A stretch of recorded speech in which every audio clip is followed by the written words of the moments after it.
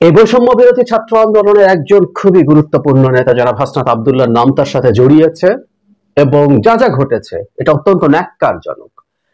আমি জনাব হাসনাত আব্দুল্লাহর বক্তব্য নিয়ে কথা বলতে চাই। আসলে ওখানে কি ঘটেছে আমরা এর মধ্যে জেনে গেছি এবং এর অনেকগুলো ডাইমেনশন আছে। প্রথম ডাইমেনশনটা একটু বলে নেই, সেটা হলো আমাদের দেশের মিডিয়া এটা নিয়ে কোনো নিউজ করেনি, which is very surprising। একটা মিডিয়ার ওপরে যে ধরনের ঘটনা ঘটেছে, সাংবাদিকদের চাকরিচ্যুতির কথা এসছে, সেটা এই দেশের কোনো মিডিয়া পাবলিশ করেনি। আমাদের দেশের মিডিয়া এখনো মানে সিদ্ধান্তহীনতা বা আমরা এভাবে বলবো আত্মবিশ্বাসহীনতায় ভুগছে বা সাহসের অভাবে ভুগছে। আমরা সরকারের দিক থেকে কোন রকম কোন চাপ কারো উপরে আছে বলে জানি না, এবং আমি জেনে বলছি এটা যে সরকার চায় মিডিয়াগুলো স্বতঃস্ফূর্তভাবে একদম খোলাখুলি কাজ করুক, কিন্তু না, আমরা জনাব হাসনাত আব্দুল্লাহ এবং সময় টিভিকে নিয়ে যে কেন্দ্র করে যে ঘটনা ঘটেছে এটা নিয়ে ফেসবুকে প্রচুর আলোচনা দেখেছি, এন্ড আই ওয়াজ ওয়েটিং যে এটা কোনো মেইন স্ট্রিম মিডিয়াতে আসবে, সো এটার অথেন্টিসিটি নিয়ে আমার আর সন্দেহ থাকবে না এবং তখন আমি কথা বলবো, কিন্তু আমি দেখলাম এটা হলো না।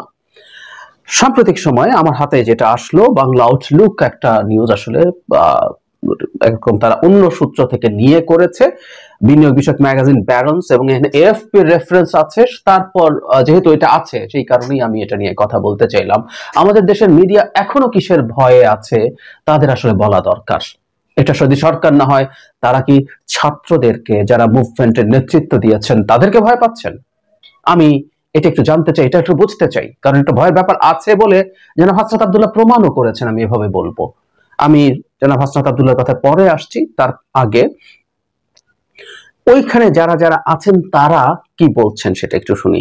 বেশ কয়েকজনকে চাকরিচ্যুতি করা হয়েছে, ব্যবস্থাপনা পরিচালক এই বিষয়ে কোনো মন্তব্য করতে রাজি হন নাই। সাংবাদিক ওমর ফারুক সময় টিভির একজন সিনিয়র এডিটর ছিলেন, তিনি বলেন 5 জনের মধ্যে তিনি ছিলেন, কারণ ছাড়াই বরখাস্তের চিঠি পেয়েছেন তিনি। ফারুক এএফপি কে বলেন, টেলিভিশন কর্তৃপক্ষ আমাদের কয়েকজনকে স্টেশনের বৃহত্তর ভালোর জন্য পদত্যাগ করার জন্য অনুরোধ করেছিল, আমরা সিদ্ধান্তের জন্য একটি ব্যাখ্যা চেয়েছিলাম, কিন্তু কর্তৃপক্ষ কোনো কিছু দিতে অস্বীকার করে। এদিকে সময় টিভিতে ছাঁটাই হওয়া আউটপুট এডিটর আরিফুল সাজ্জাদ এই প্রসঙ্গে সামাজিক যোগাযোগ মাধ্যম ফেসবুকে লিখেছেন, কর্তৃপক্ষ জানিয়েছে বৈষম্য বিরোধী ছাত্র আন্দোলনের শীর্ষস্থানীয় এক নেতা তাদের হুমকি দিয়েছে সময়ের 10 কর্মীকে চাকরিচ্যুত করতে হবে, না হলে তারা বাঁচতে পারবে না। তিনি আরো লেখেন, সিএ প্রেসউইং সহ অনেকের সাথে কথা বলেছেন, তারা আশ্বস্ত করেছেন কোনো বিবেচনাতে এই ধরনের কর্মকাণ্ড সমর্থনযোগ্য নয়, আমরা বিনিয়োগকারীদের সেটা জানাই। তারপর রবিবার সিটি গ্রুপ ওই তালিকা থেকে 5 কর্মীকে ফোন কোনো কারণ দর্শানো ছাড়াই চাকরিচ্যুত করার সিদ্ধান্ত নেয়। আমি আর বাকি অংশ আমার জন্য জরুরি না, তারা কেউ কেউ কি কি কাজ করেছেন সেগুলো বলেছেন। প্রতিবেদনে বলা হয়, আমি এই প্রতিবেদনের হাসনাত আব্দুল্লাহর অংশে আসছি। বৈষম্য বিরোধী ছাত্র আন্দোলনের আহ্বায়ক হাসনাত আব্দুল্লাহ গত 17 ডিসেম্বর প্রায় 15 থেকে 20 জন শিক্ষার্থীকে নিয়ে সময় টেলিভিশনের বিনিয়োগকারী সিটি গ্রুপের অফিসে যান। হাসনাত এএফপি কে বলেন, আমার মন্তব্য নিয়ে সময় টেলিভিশন প্রোপাগান্ডা ছড়াচ্ছিল এবং একটি পতিত রাজনৈতিক দলের মতামতকে স্থান দিচ্ছিল। হাসনাত বলেন, আমরা সংবাদপত্রের স্বাধীনতা কট্টর সমর্থক, কিন্তু সংবাদপত্রকে অবশ্যই নিরপেক্ষ থাকতে হবে। তিনি দাবি করার ক্ষেত্রে কোনো সমস্যা দেখেন না, কিন্তু সাংবাদিকদের বরখাস্ত করার তালিকা হস্তান্তরের বিষয়টি তিনি প্রত্যাখ্যান করেন। আমি হাসনাতের এই জায়গাটা আবার পড়ি, ভীষণ রকম সমস্যা আছে তার এই মন্তব্যে। আমি জানি না হাসনাত বিবেচনা করে দেখেছে কিনা যে তিনি কি বলেছেন, নাকি তিনি ভেবেছেন এটা নিয়ে নিউজ হবে না। উনি বলছেন, হাসনাত এএফপি কে বলেন, আমার মন্তব্য নিয়ে সময় টেলিভিশন প্রোপাগান্ডা ছড়াচ্ছিল এবং একটি পতিত রাজনৈতিক দলের মতামতকে স্থান দিচ্ছিল। মানে উনি ওনার ওখানে যাওয়া জাস্টিফাই করছেন। তার মানে যদি কেউ কাউকে কারো বিরুদ্ধে প্রোপাগান্ডা ছড়ায়, আপনার যদি হ্যাডাম থাকে আপনি দল বল নিয়ে গিয়ে সেখানে চাপ দেবেন। এই তো হাসনাত আসলে সিম্পলি তাই দেখাতে গেছেন। হাসনাত বলেন, আমরা সংবাদপত্রের স্বাধীনতার কট্টর সমর্থক, কিন্তু সংবাদপত্রকে অবশ্যই নিরপেক্ষ থাকতে হবে। না, সংবাদপত্রকে নিরপেক্ষ থাকতে হবে না, এটা একেবারে ভুল ধারণা হাসনাত। স্নেহের হাসনাত, আমি এদের সবাইকে আমি খুবই পছন্দ করি এবং শ্রদ্ধা করি। আমি এই কথাটা বলছি, এই ছাত্ররা ওই সময় জীবনের ঝুঁকি নিয়ে রাস্তায় ছিল, তো আমি তারা আমার বয়সে অনেক ছোট হলো, আমি ওদেরকে শ্রদ্ধা করি। তো হাসনাতকে যেটা বলতে চাই, সংবাদপত্র নিরপেক্ষ থাকতে হবে না, এটা একেবারে ভুল পারসেপশন। সংবাদপত্র ডিসইনফরমেশন মিসইনফরমেশন ছড়াবে না, এটা শিওর, এটা অপরাধ। মিসইনফরমেশন আমরা ছাড় দিতে পারি, কিন্তু ডিসইনফরমেশন সংবাদপত্র ছড়াবে না।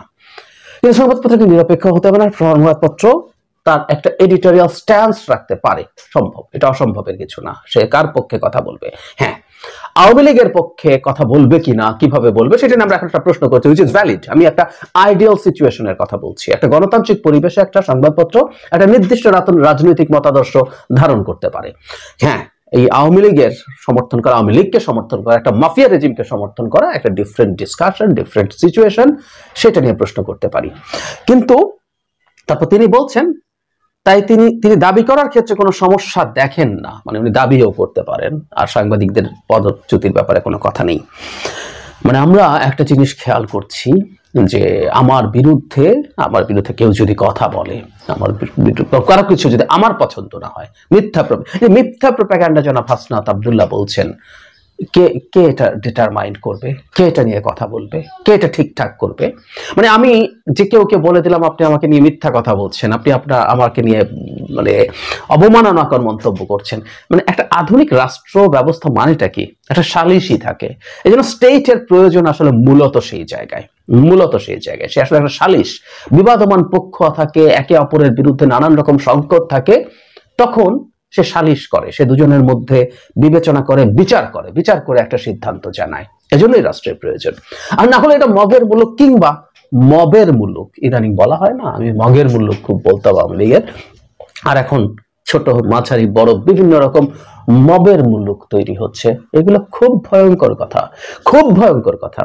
জনাব হাসনাতের সাথে আমি একটা শোতে, জনাব খালেদ মুহিউদ্দিনের সাথে ছিলাম, হাসনাতকে আমি সেখানে সেই শোতে বলেছিলাম, তারা যখন এগুলো করেন তারা দিনের শেষে এই সরকারের ক্ষতি করেন, যে সরকার পেরে উঠছে না, এই সরকারের নিয়ন্ত্রণ নেই, ফলে তারা বিভিন্ন জায়গায় নানান সালিসিতে যান, নানান রকম আলোচনা করেন, নানান মধ্যস্থতার চেষ্টা করেন, এবং অনেক ক্ষেত্রে নানান রকম পদক্ষেপ নেওয়ার চেষ্টা করেন। ওনার তো কোনো অথরিটি নেই, ওনার কোন রকম কোনো অথরিটি নেই, বরং জনাব হাসনাতের যথেষ্ট যোগাযোগ সরকারের সাথে আছে, তার বন্ধুরা সরকারের উপদেষ্টা আছেন, এমনকি যে টিভি চ্যানেল, যে মন্ত্রণালয়ের অধীন, সেটার নেতৃত্ব তাদের বন্ধুরা, যারা রাজপথে তাদের সহযাত্রী ছিলেন।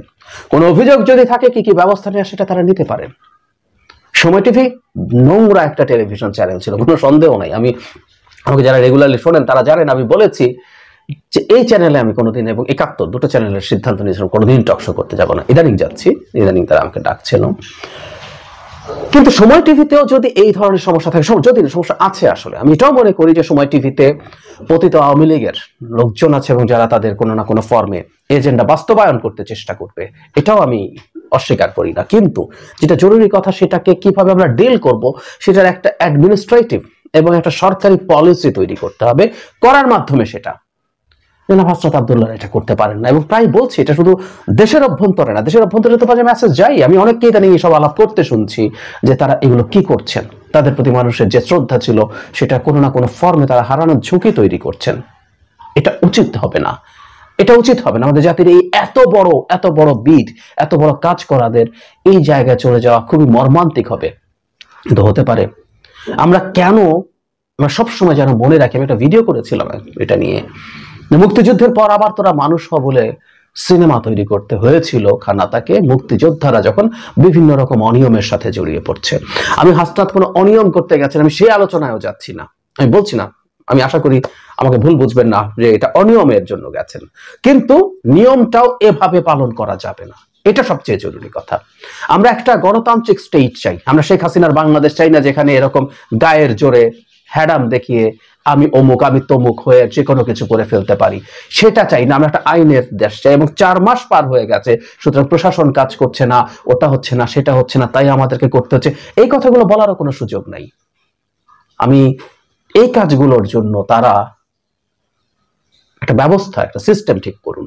আর তাদের একটা জিনিস মনে রাখা দরকার, যে কেউ না কেউ যদি তাদেরকে মোটিভেট করে কোনো কিছু করানোর চেষ্টা করে, যেহেতু এখন বিভিন্ন জায়গায় সমন্বয়ক পরিচয় দিলেই অনেক কিছু করা যায়, এটা আমরা জেনে বলছি, আমরা এই সমাজে বাস করি, দেশে বাস করি, আমাদের মিডিয়াগুলো এখনো কথা বলতে শুরু করে নাই।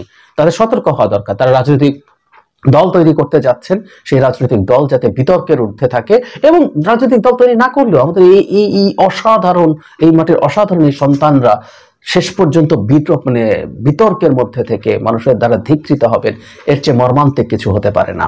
এবং আমি সরকারের কাছে আহ্বান জানাই, এই ধরনের পদক্ষেপ ঠেকানোর জন্য সরকার কঠোরভাবে পদক্ষেপ নেবেন। সরকারের দেখা উচিত না কে কি করছেন, কার সাথে করছেন।